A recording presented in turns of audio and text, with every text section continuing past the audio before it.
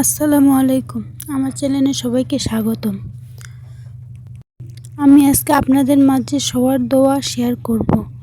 প্রথমত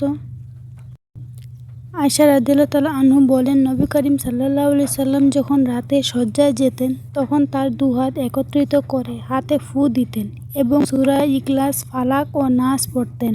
অতঃপর দুহাত দ্বারা সম্ভবপর শরীর মুছে ফেলতেন। মাথা, মুখ ও শরীরের সম্মুখভাগ মুছতেন। তিনি এরূপ 3 বার করতেন। দ্বিতীয়ত আবু হুরায়রা রাদিয়াল্লাহু তাআলা আনহু বলেন, যদি কেউ শয়নকালে আয়াতুল কুরসি পাঠ করে তাহলে শয়তান তার নিকটবর্তী হবে না।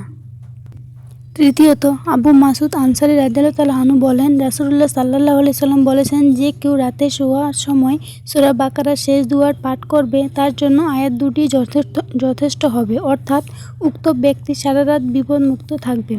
চতুর্থতম হচ্ছে রাসূলুল্লাহ সাল্লাল্লাহু আলাইহি সাল্লাম সূরা আলিফ লাম মিম তানজিল, সাজদা এবং সূরা তাবারাকাল্লাযী মুলক পড়ে নিদ্রা যেতেন।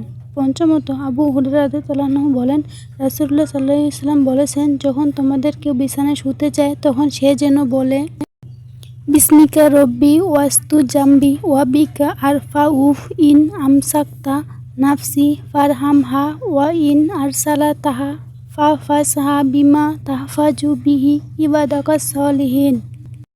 ভিডিওটি ভালো লাগলে লাইক, কমেন্ট করবেন, সাবস্ক্রাইব করে পাশে থাকবেন। আল্লাহ হাফেজ।